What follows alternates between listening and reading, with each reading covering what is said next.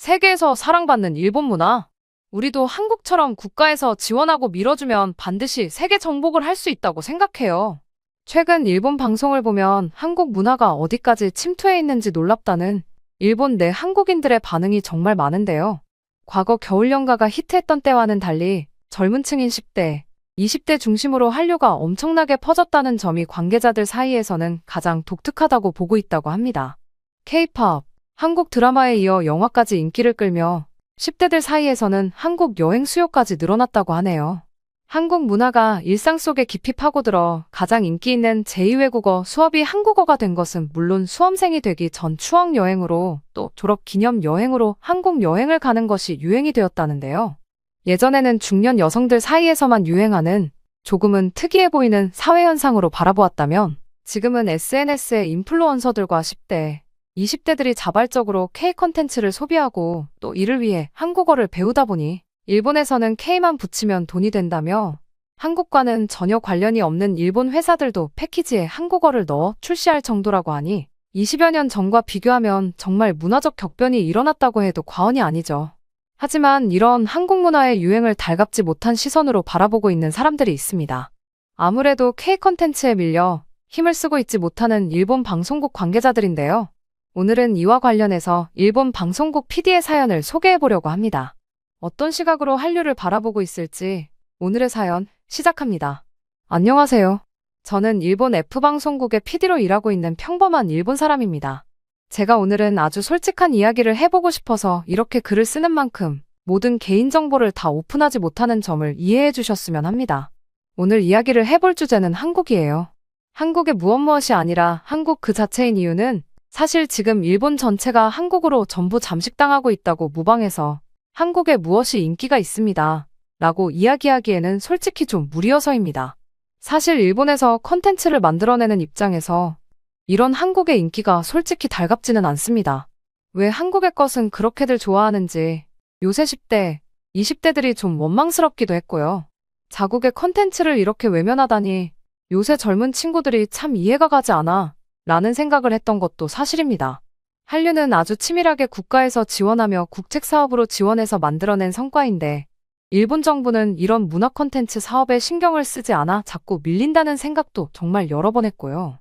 게다가 얄팍하게 유행에 편승해 K가 붙으면 돈이 된다는 걸 알게 된 일본 기업들이 한국 음식, 디저트들을 수입하는 것도 모자라 한국의 길거리 음식인 회오리 감자에 소떡소떡 같은 것들까지 수입해 간판에 한국어까지 떡하니 새겨놓고 팔아제끼는 건 돈 앞에 국가 자존심을 다 내다버린 꼴이다 싶어 한숨이 나왔습니다. 하지만 제 생각과는 별개로 제가 참여하는 방송에서도 한국 아이돌과 배우들을 어떻게든 섭외하려고 경쟁하고 한국 이슈도 언급을 할 수밖에 없고 자막에 한국어도 섞을 수밖에 없습니다. 아무래도 한국 아이돌이나 한국 배우가 출연하면 시청률이 달라져요. 평소 TV를 잘 보지 않던 젊은 세대들도 일부러 찾아보니까요. 그리고 일본의 아이돌이나 여배우들도 요새 한국을 좋아한다고 공개적으로 선언한 사람들이 많아져 프로그램에 나와서 한국 이야기를 하고 짤막하게나마 한국어를 쓰는 빈도가 너무나 높아졌습니다. 한국 음식을 먹었다, 한국 여행을 갔다 왔다, 한국 화장품을 썼다 등등은 물론 일본의 10대와 20대 사이에서 인기인 한국어 섞어쓰기도 많이 하거든요. 덕분에 저도 반강제로 한국어를 조금은 익혔습니다. 자막을 넣어야 하니까요.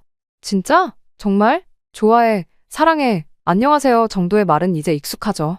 가끔은 방송국으로 한국어 폰트가 예쁘지 않다 등의 항의가 오기도 합니다. 어이가 없었죠. 툭하면 한국 소식을 전하고 한국 연예인들의 이야기를 전하며 일본 방송인지 한국 방송인지 도대체가 구분이 가지 않는 상황인데 이게 과연 바람직한 일인가 하는 생각으로 늘 투덜투덜하며 일을 하던 최근 저는 엄청난 일을 경험했습니다. 마치 누군가가 제 뒤통수를 세게 치고 간 느낌이었는데요.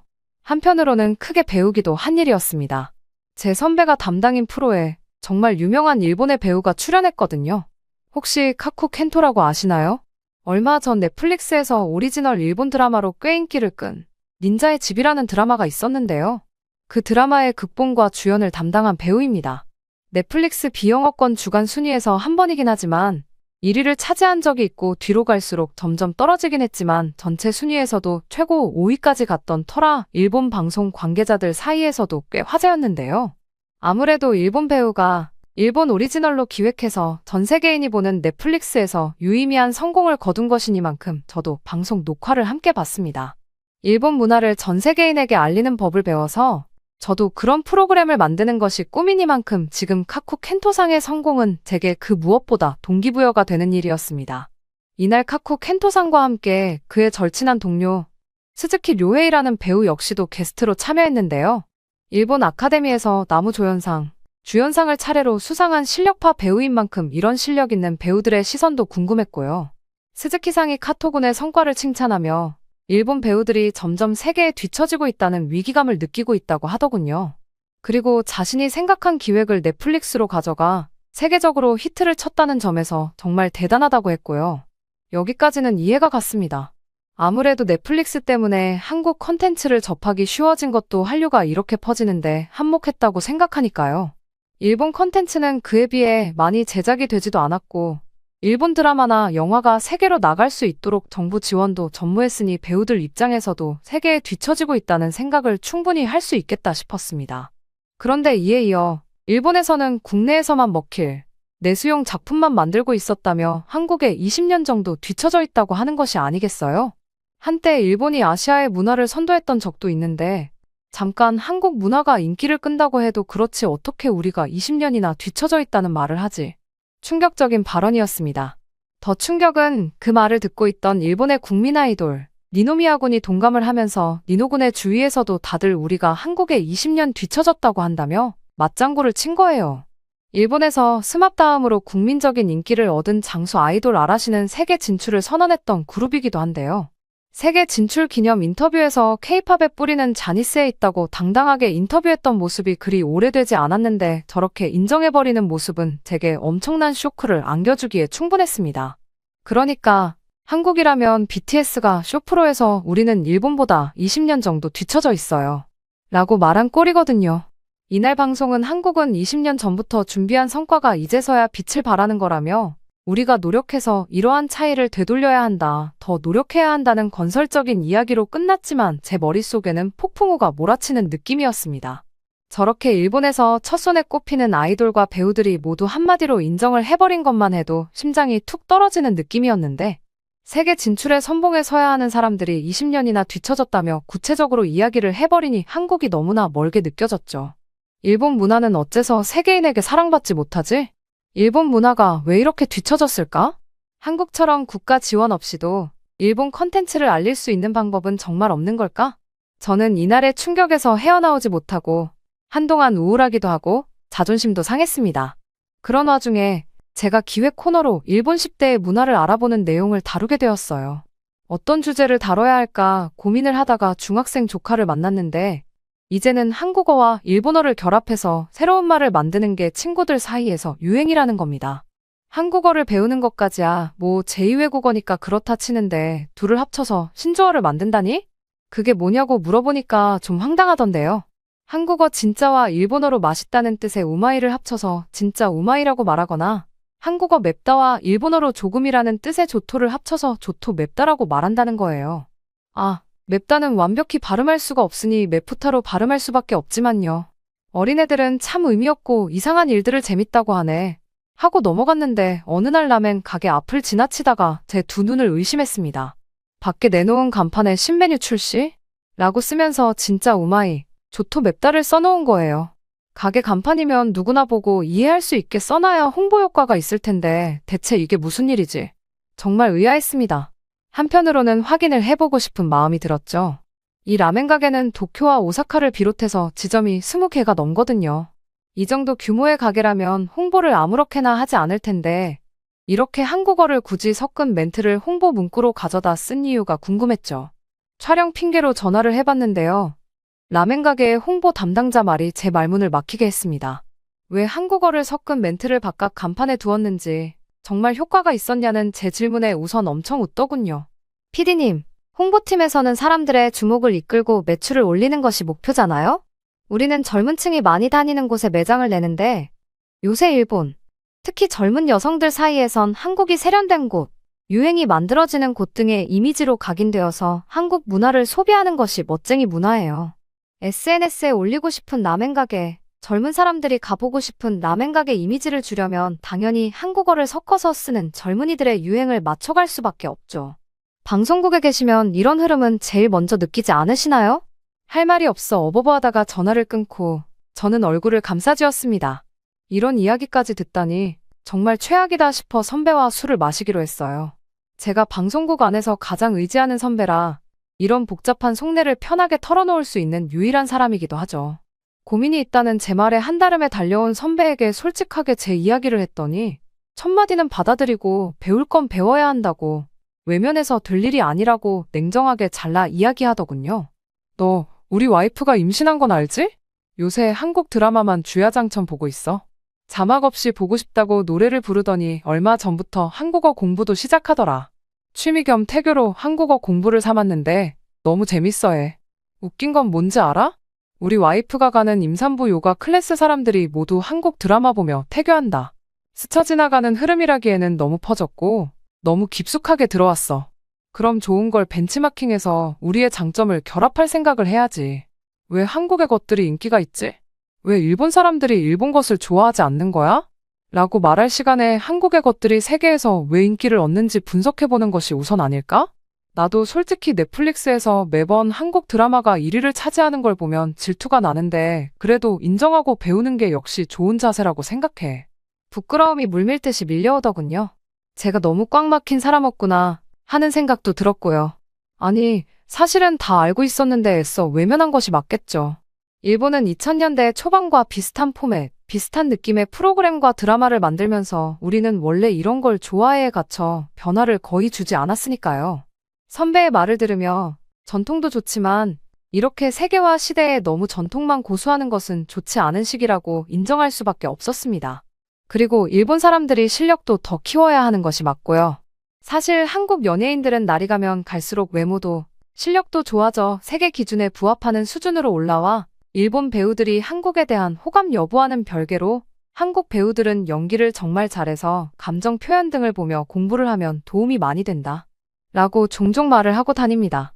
컨텐츠 역시 한국 쪽이 다양성과 참신함을 가지고 접근하는 것들이 많았죠. 사실 넷플릭스에서 보다 보면 어떻게 이런 생각을 했지? 누가 이런 생각을 했을까? 라는 생각이 절로 드는 경우가 꽤 있었거든요. 국가에서 아무리 지원을 한다고 해도 기획하는 인력의 능력은 인정할 수밖에 없죠. 확실히 일본보다는 전반적으로 새롭고 세련된 느낌입니다. 선배가 이어서 이야기하더라고요. 이번에 데이트한 아이러브유 있지? 그거 TBS 드라마 제작팀에서 기획했는데 기획팀에 한국인 프로듀서가 있었대. 내가 드라마 만드는 사람인데도 보다가 어떻게 그런 생각을 했지 싶어 참 아이디어 좋네. 라는 생각을 여러 번 했거든. 궁금해서 알아보니까 그 한국인 프로듀서 아이디어대로 기획을 했더라고. 국제 연애를 소재로 가지고 온 것도 캐릭터 관계성도 모두 그 한국인 프로듀서가 잡았더라고. 에? 그럼 설마 그 드라마에서 남자 주인공이 한국어로 혼잣말을 하는 건 자막이 안 나오게 한 것도 그 한국인 프로듀서의 기획인가요? 맞아. 그게 시청자에게는 궁금증을 유발시키면서 시청자가 완전 여자 주인공 입장에 푹 빠지게 만들었잖아. 게다가 TV와 넷플릭스 시청률 모두 잡은 정말 기발한 생각이었어. 본방송에서는 남자 주인공의 생각을 알아들을 수 없지만 가장 먼저 공개되는 회차니까 본방도 챙겨봐야 하고 나중에 공개되는 넷플릭스에서는 일본어 자막이 달려있으니 넷플릭스도 봐야 하고 양쪽을 다 잡은 거지. 지금 일본에 부는 한국어 공부의 광풍에는 나는 이 드라마 영향도 있는 것 같아. 결국 일본에서 나온 일본 드라마지만 데이트의 뒤에는 한국인이 있었다는 결론이었습니다. 선배도 저같이 왜 대중들이 자꾸 한국 것만 팔아주는 거야 라며 불평도 해보고 불만도 가져봤지만 그래봤자 발전할 수는 없었다며 한국은 견제하거나 질투심에 외면할 대상이 아니라고 생각을 정리했더군요. 그리고 제게 어학 앱을 한번 알아보라고 했습니다. 한국을 배우고 분석할 필요가 있다는 건 인정하지만 굳이 한국어까지는 본격적으로 배우고 싶지 않아요. 라고 했는데 그게 아니라며 한 기사를 보여주더라고요. 어학 앱을 운영하는 듀오링고가 일본어를 모국어로 하는 이용자를 대상으로 조사한 결과였는데요. 한국어가 영어에 이어 가장 학습자가 많은 것으로 나타나 있더군요. 중국어, 프랑스어, 독일어 등도 있긴 있는데 굉장히 수치가 미미했고요. 위기감이 가득 몰려왔습니다. 언어를 배운다면 한국 문화를 더 다이렉트로 접하게 될 테고 결국 일본 문화를 최우선으로 소비할 일본 사람들이 떠나가는 것이니까요. 국내에서도 인기를 끌지 못하는데 일본 문화가 세계에서 인기를 얻는 것은 어려울 테니 정말 정신을 바짝 차려야 할 때라는 생각이 들었죠. 집으로 돌아오는 길에 동네에 새로 생긴 한국식 닭강정 집 앞에 길게 늘어선 일본인들을 보다가 저도 그 줄에 합류했습니다.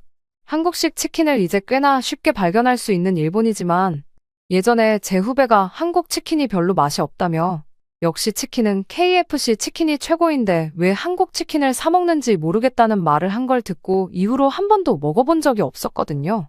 빨갛고 윤기가 자르르 흐르는 닭강정을 받아드니 달콤하면서도 매콤한 향이 코를 자극했는데요. 한국인 사장님이 직접 튀겨준다며 아르바이트생이 강조를 하며 제게 안겨준 닭강정 포장지에는 한국 본토의 맛, 일본 상륙이라고 되어 있더군요. 한국 드라마에서 나오던 대로 치맥을 해봤는데요. 왜 그 후배가 한국 치킨이 맛이 없다고 말했는지 이해가 안 갈 정도로 맛이 있었습니다. 그 후배도 아마 한국에 대한 질투심 때문에 제대로 바라보지 못했던 것 아닐까요? 앞으로 당분간 한국을 많이 배우고 따라잡기 위해 최선을 다해 노력해 보려고 합니다. 언젠간 저도 한국 컨텐츠와 같은 글로벌 히트작을 내놓는 날도 올 수 있겠죠. 한국의 창의적이고 멋진 인재들과 동등하게 겨뤄서 세계에서 승부를 꼭 보고 싶네요. 오늘은 한류 열풍을 바라보는 일본 방송국 PD의 사연이었습니다. 오늘의 사연 어떠셨나요? 오늘의 사연이 마음에 드셨다면 구독과 좋아요를 눌러주세요. 여러분의 구독과 좋아요는 계속해서 좋은 사연을 소개할 수 있는 힘이 됩니다. 한국 애들은 왜 이런 거야? 진짜 이러다가 큰일 나겠다. 여기 한국으로 온 외국인 여성이 놀라고 있습니다. 딸이 혹시나 볼까봐 안절부절 못하고 있는데요. 한국에서 도대체 어떤 거를 본 걸까요? 안녕하세요. 저는 스위스에서 온 클라라입니다. 저는 부족함 없이 조국에서 살아왔고 제 조국 스위스가 매우 자랑스럽고 조국을 사랑합니다. 딸 레아를 낳으면서 완전히 달라졌습니다. 안전하지 않으면 아이를 키울 수 없는 곳이 스위스라는 것을 깨달았습니다. 밖에서는 마약 중독자들이 대낮에도 거리를 배회하고 갑자기 유입된 이민자들은 온갖 범죄에 연루되어 사회를 혼란스럽게 만들고 있었습니다. 끊임없이 울리는 보안 경보와 끔찍한 단독 뉴스는 우리 가족의 일상생활의 일부가 되어버렸죠. 레아를 집 밖으로 내보낼 엄두가 나지 않았습니다. 하지만 걱정과 달리 레아는 외출에 별 관심이 없어 보였습니다. 집에서 보내는 시간이 점점 많아지던 초등학생 딸은 점점 K-팝과 한국 드라마에 관심이 많아졌고 한국에 대한 동경심도 사라졌습니다. 레아는 활기찬 문화로 가득한 한국인들의 다른 삶에 매료되었습니다. 그리고 평소처럼 어수선한 저녁 식사 시간, 천진난만한 레아의 눈은 희망과 설렘이 뒤섞여 반짝였습니다. 하지만 잘 알지도 못하고 스스로를 지킬 수도 없는 어린 딸을 아시아 국가로 데려간다는 생각은 상당히 위험해 보였습니다. 하지만 엄마로서 레아의 간절한 눈빛은 무시하기 힘들었고 며칠 밤 고심 끝에 외부 세계에 대한 경험이 거의 없을 미래를 위해 교육하기로 결심하게 됐습니다. 한국 여행을 보내기로 했습니다. 그렇게 인천공항에 도착한 한국의 첫인상은 묘했습니다. 광활한 터미널의 규모와 빛나는 간판, 정돈된 분위기는 지저분한 스위스에 비하면 아무것도 아니었어요. 하지만 특히 제 눈길을 사로잡은 것이 있었습니다. 공항에는 어린이를 위한 시설이 가득했습니다. 알록달록한 벽화로 꾸며진 놀이 공간과 휴식 공간, 한국 문화를 재미있고 생동감 있게 알려주는 인터랙티브 교육 키오스크 등 어린이 방문객의 편의와 안전도 효율성만큼이나 중요하다는 것을 알 수 있었죠. 그리고 한국 공항에는 즐거운 경험을 할 수 있는 무언가가 있다는 생각이 들었어요. 사실 범죄가 만연한 스위스에서 어린이를 위한 이런 시설이 있으면 어린이 전문 유괴 조직의 표적이 되기 때문에 스위스는 결코 한국처럼 될 수 없습니다. 하지만 한국은 스위스와는 다른 종류의 치안이 있는 것 같았고 저는 기대감에 부풀어 레아의 손을 꼭 잡았는데 그 순간 저는 믿기지 않는 장면을 목격했습니다.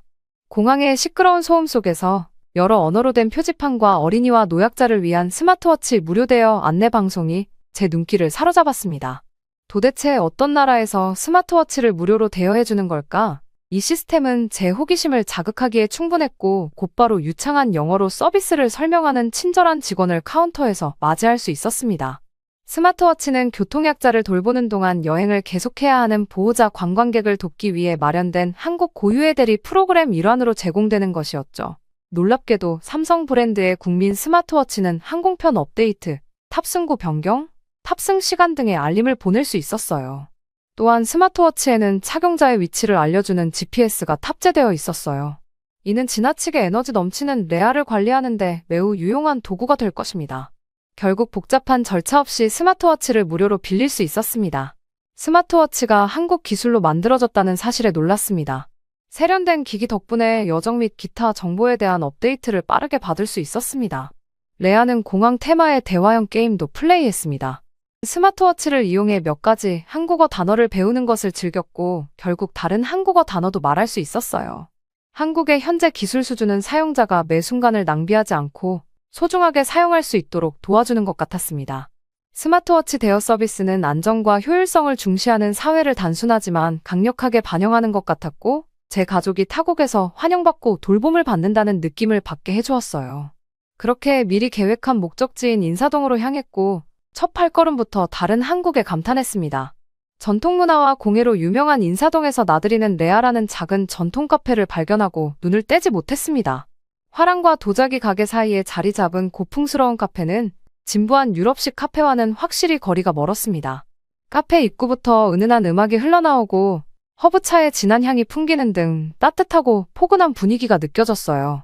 입구부터 은은한 음악이 흘러나오고 허브차의 진한 향기가 따뜻하고 매력적인 분위기를 풍기는 카페에서 저는 전통적인 카페에 끌렸습니다. 자리에 앉자마자 오해가 생겼습니다. 저의 한국어는 주문을 하기에는 확실히 부족했고 백발의 카페 주인도 영어를 하지 못했습니다. 저는 부드러운 태도를 가진 나이든 찻집 주인에게 주문을 전달하려고 애썼지만 그는 몇 분 후에 제 주문을 전혀 이해하지 못했다는 것을 깨달을 수밖에 없었어요. 카페 주인은 제가 주문한 한국 전통차를 제공하는 대신 아름답게 배열된 한국 전통과자 쟁반을 들고 돌아왔고 그는 다채로운 다과를 준비했습니다. 저는 아마도 제 주문이 잘못되었다고 생각했고 실수를 인정하고 제가 원하는 것과 정확히 일치하지는 않지만 충분히 맛있어 보이는 다과에 만족하려고 했습니다. 그런데 그가 저에게 충격을 주는 행동을 했습니다. 그토록 사랑하던 한국이라는 나라가 여행객들에게 이런 저급한 수법으로 돈을 뜯어낸다는 사실에 조금은 어이없다는 생각이 들어 착한 사람인 척가짜 미소를 지으며 한국인 할아버지에게 맞서기로 했습니다. 할아버지, 이 다과 얼마예요? 지난 주문과 달리 이 사기꾼 할아버지를 망신주기 위해 번역 앱을 준비해 간접 항의를 했지만 할아버지는 저희 놀란 반응을 알아차리지 못한 듯 한국에서는 다과는 모두 공짜입니다. 전통차와 함께 다과를 즐기는 문화가 있고 부족하면 더 가져다 드릴게요. 도대체 어떻게 해야 사업장에서 주문하지도 않은 음식을 공짜로 주는지 어이가 없었어요. 정말 말도 안 되는 일이었어요. 제가 좀 알아본 결과 한국의 카페나 레스토랑에서 이런 디저트나 반찬 콘셉트를 제공하는 경우가 많았고 한국에서는 매우 흔한 일이라는 것을 알게 되었어요. 단지 고객의 만족을 극대화하기 위해서 다른 나라에서는 고객의 만족은 뒷전이고 비용 절감을 통해 양심을 팔고 있었는데 한국은 정반대로 손해를 보더라도 남에게 베푸는 문화가 있었어요. 이런 나라를 의심하는 것에 대해 엄청난 죄책감을 느끼면서도 한편으로는 뿌듯함을 느낄 수밖에 없었어요. 어쩔 수 없이 한국에 오게 되었지만 이 나라에 대해 더 알고 싶다는 호기심도 생겼습니다. 그리고 그 진심은 잘 전달되었습니다. 할아버지께서는 한국 전통차의 맛과 색, 온도 등 차를 마시는 예절을 가르쳐 주셨습니다. 이 환대의 문화는 단순한 차에 대한 교훈 이상의 것이었습니다. 한국 문화의 미묘한 면을 소개하는 시간이었습니다. 한국의 문화와 사람들에 대한 깊은 유대감을 느낄 수 있었습니다. 찻집 주인의 따뜻함과 관대함은 한국인 특유의 공동체 정신을 잘 보여주었습니다. 이방인이 아닌 한국의 새로운 집에 온 것 같은 느낌이 들었어요. 소속감과 수영 코치라는 소속감을 느끼며 저는 전통 민박집에서 나와 레아와 함께 한국 전통시장 거리를 걷기 시작했습니다. 하지만 이것은 제가 겪어본 최악의 악수였어요. 걷기 시작한 지 얼마 되지 않아 충격적인 위기를 맞았습니다. 저는 점점 한국에서만 볼 수 있는 주변의 안정과 질서를 당연하게 여겼습니다. 저는 길거리 음식에 거부할 수 없는 냄새와 활기찬 노점에 매료되어 있었습니다. 그 순간의 즐거움에 사로잡혀 경계를 늦췄고 결국 레아에게 점점 더 신경을 덜 쓰는 실수를 저질렀습니다. 딸보다 한국 여행을 더 즐기고 있었던 저는 결국 스위스에서는 상상도 할 수 없었던 일을 저지르고 말았습니다. 붐비는 시장에서 딸의 손을 놓아버린 것입니다. 시장 한가운데서 탈이라는 한국 전통 공연이 펼쳐지고 있었는데 인파가 점점 더 많아지면서 나는 딸의 시야에서 멀어졌고 영원히 딸을 놓치고 말았어요. 딸을 잃어버렸다는 사실을 깨닫자마자 저는 엄청난 공포와 긴장감으로 심장이 두근거리며 정신없이 수색을 시작했고 군중을 헤치고 딸을 부르며 길을 헤매는 동안 스위스에서 믿을 수 없고 위험한 사람들, 군중 속에 숨어 공격할 기회를 기다리는 전문 아동 납치범들의 환상이 즉시 떠올랐습니다. 그리고 스위스 경찰의 느리고 무능하고 쓸모없는 대응에 대한 기억이 스쳐 지나갔습니다. 나의 공황과 이것은 제가 전혀 예상하지 못했던 허점이었습니다. 한국은 안전한 군중 속에서 아이를 통치할 가능성에 대해 생각하지 않았을 정도로 안전하고 조직적인 도시입니다. 저는 제 일을 함으로써 그러한 최종 상황에 대비하지 않았다는 엄청난 죄책감을 느꼈고 곧 죄책감에 사로잡혀 포장 도로의 더미에 널브러져 있었습니다. 그러나 상황이 정말 예상치 못한 방향으로 바뀌기 시작했습니다. 보통 스위스에서는 이런 경우 어쨌든 일을 해야 합니다. 어차피 자기 일이 아니기 때문에 남을 위해 헌신적으로 도와주는 경우는 거의 없는데 한국인들이 쓰러진 저에게 다가와 질문을 하기 시작했습니다. 다행히 한국인들의 영어 실력이 워낙 좋아서 반쯤 미쳐버린 사람을 대신해 응급조치까지 설명해 주었습니다. 저는 여기서 전통과자 가게를 운영하고 있습니다. 우리 상인회는 서로 긴밀한 연락을 하고 있고 경찰에도 미리 연락을 해놓은 상태입니다. 아이만 설명해 주세요. 당황한 와중에도 저를 도와주려는 한국인들의 헌신적인 모습에 압도당했습니다. 저를 돕기 위해 생업을 잠시 멈추고 기꺼이 도와주셨다는 사실이 믿기지 않았습니다. 하지만 감탄도 잠시 더 충격적인 장면을 목격했습니다. 사건이 발생한 지 10분도 채 되지 않았는데도 한국 경찰이 즉시 도착해 체계적인 수색을 시작한 것입니다. 1시간이 지나도 나타나지 않는데 한국은 달랐어요. 아무튼 한국 경찰관 중 한 명이 놀라운 말을 했다. 현재 인천공항에서 관광객을 대상으로 스마트워치 대여 사업을 하고 있는데 이런 스마트워치를 대여한 적이 있느냐고 물었고 제가 그렇다고 대답하자 한국 경찰은 즉시 스마트워치에 내장된 GPS 추적 등 첨단 보안 시스템을 통해 몇 분 만에 레아가 한국 길거리 음식인 떡볶이를 파는 노점에서 보내 아니게 소란을 피우고 한국 할머니들의 귀여움을 한몸에 받고 있는 레아의 위치를 파악할 수 있었어요. 무슨 일인지 모른다는 듯 천진난만한 표정을 짓고 있던 할머니를 붙잡았는데 할머니는 제가 왜 우는지도 모른 채 떡볶이를 먹기만 하셨어요. 알고 보니 그 아이는 한국 전통 화장에 겁을 먹고 현장에서 도망쳤던 거예요. 전통시장에서 멀리 떨어진 길거리 정류장으로 달려가 마침내 한국식 만두를 파는 노점을 발견한 레아는 그곳에 서서 침을 흘리며 길거리 음식을 멍하니 바라보고 있었어요. 예상대로 친절한 한국인들은 기꺼이 떡볶이, 김밥 등을 사주었고 그녀는 그들이 사준 음식을 먹으며 열광적으로 사라졌습니다. 아이의 보호자로서 최악의 실수를 보상할 기회를 준 한국에게 정말 감사한 마음이었어요. 스위스였다면 레아를 영원히 잃어버릴 수도 있는 상황이었지만 한국은 그런 위험이 전혀 없는 모범적인 시민의 나라이고 선진국 어느 누구도 모방할 수 없는 신뢰할 수 있는 사회 시스템을 구축한 한국에 대해 존경심을 가질 수밖에 없습니다. 많은 도움을 받을 수 있었습니다. 하지만 놀라움은 여기서 끝나지 않았습니다. 왜냐하면 한국의 외국인 전담 통역 시스템은 영어 통역만 하는 것으로 되어 있는데 한국의 교육 수준이 세계 최고 수준이고 심지어 그 직원은 개인적으로 스위스어를 배우고 있다고 해서 스위스어로 통역을 해주었습니다. 외국에서 스위스어를 하는 사람을 처음 만났는데 비슷한 언어 체계를 공유하는 유럽에서 멀리 떨어진 한국에서 그런 사람을 만난다는 것이 기분이 묘했습니다. 그리고 유럽도 아닌 한국에서 말이 통하는 사람을 만나게 되다니요. 그래서 우리는 친절한 경찰관들을 뒤로하고 오늘의 마지막 일정인 경복궁으로 향했습니다. 낮에 처음 들렀던 경복궁에 도착하자마자 저는 경복궁에 대한 감탄사를 연발했습니다. 서울의 중심부에 있다는 사실에 놀랐고 옛것과 새것이 조화롭게 어우러진 느낌이었어요. 오래된 건물과 현대식 건물, 미래 인프라가 이렇게 완벽하게 어우러진 곳은 세계 어디에서도 본 적이 없어요. 그리고 밤에는 완전히 다른 분위기로 변했어요. 궁궐의 아름다운 조명은 경복궁의 웅장함을 더욱 돋보이게 했습니다. 근정전에서 바라본 광화문 도심과 인근 고층 빌딩 숲의 풍경은 과거와 현재가 완벽하게 조화를 이루고 있었습니다. 또한 스위스의 많은 유적지와 달리 낙서와 기물 파손으로 가득한 스위스나 유럽의 많은 유적지와 달리 한국의 경복궁에서는 기물 파손의 흔적을 찾아볼 수 없어 놀랐습니다. 관광 코스에서 조금 벗어나 허름한 골목으로 들어가면 유적지에서 뜯어낸 돌들을 발견할 수 있습니다. 하지만 자신의 이익을 위해 유적지를 훼손하는 것을 당연시하는 그들과 달리 한국인은 시민의식 수준이 매우 높아 식당에서도 궁궐을 훼손하는 사람이 전혀 없었어요. 한국의 신뢰 문화가 이런 곳까지 전해져 사회를 더 좋게 변화시키고 있는 것 같습니다. 감탄이 절로 나왔던 경복궁 야간 관람을 마치고 밤이 되어 주변을 둘러보았습니다. 돌아다니며 다시 한번 한국에서는 한밤중에도 위험함을 전혀 느끼지 못했기에 거의 새벽이 되어서야 숙소 근처에 도착했습니다. 숙소 근처 한적한 골목길에서 깜짝 놀랄 만한 장면을 목격했습니다. 자정이 다 되어가는 시간임에도 불구하고 거리는 여전히 활기차게 움직이고 있었습니다. 스위스에서는 믿을 수 없을 정도로 눈이 휘둥그레질 만큼 깜짝 놀랐습니다. 이런 광경은 상상할 수 없습니다. 해질 무렵의 위험한 스위스 골목길은 통금 시간과 안전에 대한 우려를 떠올리게 하지만 한국에서는 다양한 연령대의 사람들이 새벽에 골목길을 걷고 있었습니다. 대화에 빠져있거나 깊은 생각에 잠긴 채 활기차게 걷는 여성들과 손을 잡고 걷는 젊은 커플. 심지어 늦은 저녁 수업을 마치고 돌아온 듯한 아이들도 불이 켜진 골목길을 안전하게 지나며 활기차게 집으로 돌아가는 모습은 이른 아침 일상의 자연스러운 일부였습니다. 평범함이 깊은 인상을 남겼습니다.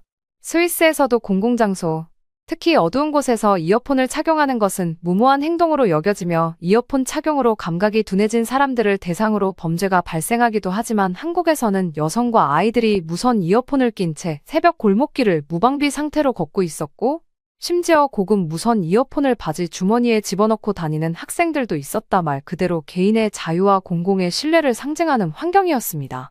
제가 지나친 한국인들은 각자 그들만의 세계에 있는 듯했습니다. 그러나 집단적으로 그들은 공동체의 안정과 상호 존중이라는 한국 특유의 분위기에 기여하고 있었습니다. 그것은 밤이 자유가 아니라 강제된 은둔의 시간이었던 스위스의 경계 상황과 극명한 대조를 이루었습니다. 그리고 제가 걸어갈 때 평화로운 환경에 대한 감사한 감정이 압도했습니다. 서울에서 일상적으로 하는 것처럼 밤에 단순히 걸을 수 있다는 것은 저에게는 엄청난 가치의 사치였습니다. 이 자유에 빠르게 익숙해지고 있는 레아를 생각했습니다. 그리고 이 환경에 의해 정상과 안전에 대한 딸의 인식이 어떻게 형성되고 있는지 깨달으며 한국에 대한 감사가 깊어졌습니다. 서울은 물리적 위험으로부터 피난처를 제공한 것이 아니라 일상에 스며든 안정감을 키워주었습니다. 그날 밤의 산책은 한국 여행에서 중요한 순간이 되었어요. 저에게 가장 깊은 인상을 남긴 것은 서울 시민들이 공유하는 존중과 경계라는 사회적 계약이었습니다. 평화가 가득한 마음으로 숙소에 도착했습니다. 서울은 전 세계 선진국들이 롤모델로 삼아야 할 이상적인 나라입니다. 그리고 레아를 두려움 없이 꿈과 희망으로 키울 수 있는 곳. 그날 밤 평화롭게 잠든 레아를 바라보며 생각에 잠겼습니다. 별빛이 없는 밤만 아래에서도 두려움 없이 자유롭게 사는 것이 무엇인지 보여준 이 도시에 대한 깊고 흔들리지 않는 헌신을 느꼈습니다. 한국은 진정 우리의 성지이며 이곳에 살아야만 레아에게 앞으로 한 걸음 한 걸음 더 밝은 미래로 나아가는 것을 경험할 수 있다는 것을 현재 저는 느끼고 있습니다. 스위스에서의 삶을 마무리하고 진정한 삶이 무엇인지 깨달을 수 있었던 한국에서 새로운 시작을 준비하고 있습니다. 저는 레아가 안정과 신뢰의 문화 속에서 훌륭한 어른으로 성장할 수 있도록 돕고 싶습니다. 한국에서의 경험은 제 인생을 바꾼 것과 다름없었어요. 한국에서 만난 따뜻함, 관대함, 공동체 의식은 신뢰와 존중을 바탕으로 한 사회에서 산다는 것이 진정으로 무엇을 의미하는지 보여줬습니다. 시민의 안전을 보장하는 첨단 기술부터 낯선 사람들의 소박한 친절까지 한국은 제가 생각지도 못했던 수준의 사회적 결속력을 보여줬습니다. 엄마로서 저는 항상 레아가 성장하고 번창할 수 있는 최상의 환경을 제공하는 것이 최우선 과제였습니다. 스위스에서는 아이의 안전과 안녕에 대해 끊임없이 걱정했지만 한국에서는 아이를 소중히 여기고 보호하는 사회가 있다는 것을 알고 안도의 한숨을 내쉴 수 있었어요. 스위스를 떠나 한국에서 새롭게 시작하기로 한 결정은 결코 가볍게 내린 것이 아닙니다. 고국의 익숙함을 뒤로하고 미지의 세계로 떠나는 여정을 시작한다는 의미이기 때문입니다. 하지만 저는 이것이 우리 가족을 위한 올바른 선택이라고 확신합니다. 레아가 한국에서 배우게 될 교훈과 경험은 그녀를 자신과 믿고 자상하며 책임감 있는 성인으로 만들어줄 것입니다. 한국에서의 시간을 돌이켜보면 이 놀라운 나라에 대한 깊은 감사와 존경심으로 가득 차 있습니다. 신뢰와 존중, 공동체에 기반한 사회가 꿈이 아니라 현실이라는 것을 보여줬기 때문입니다. 저는 우리 삶의 새로운 장을 시작하고 시민의 행복을 무엇보다 우선시하는 문화의 일원이 될 수 있게 되어 기쁩니다. 두 팔 벌려 환영해주시고 진정한 공동체의 일원이 되는 것이 무엇인지 보여주신 대한민국 국민 여러분께 진심으로 감사드립니다. 여러분의 친절과 관대함, 그리고 더 나은 사회를 만들기 위한 변함없는 헌신은 제가 생각지도 못했던 방식으로 저에게 영감을 주었어요. 레아와 함께 한국에서 새로운 삶을 시작하면서 저는 미래에 대한 희망과 낙관으로 가득 차 있습니다. 그 과정에서 어려움이 있겠지만 한국 커뮤니티의 지원으로 우리는 번창하고 번영할 것이라고 확신합니다. 교육과 노력, 상호 존중을 중시하는 문화 속에서 레아가 성장하고 발전하는 모습을 지켜볼 수 있어 기대가 큽니다. 결론적으로 이번 한국 여행은 제 인생의 방향을 바꾼 혁신적인 경험이었어요. 신뢰와 존중을 바탕으로 한 사회는 가능할 뿐만 아니라 시민의 행복을 위해 필수적이라는 것을 보여주었어요. 저는 이 놀라운 문화의 일원이 되어 안전, 공동체, 개인의 성장을 우선시하는 환경에서 제 딸을 키울 수 있는 기회를 주셔서 감사하게 생각합니다. 대한민국에 진심으로 감사드립니다. 저희 가족에게 새로운 삶을 선물해 주셔서 영원히 감사할 것입니다. 오늘 사연은 여기까지입니다. 상단에 다른 사연들도 있으니 꼭 봐주세요. 구독과 좋아요도 꼭 해주시고요. 그럼 내일 봐요.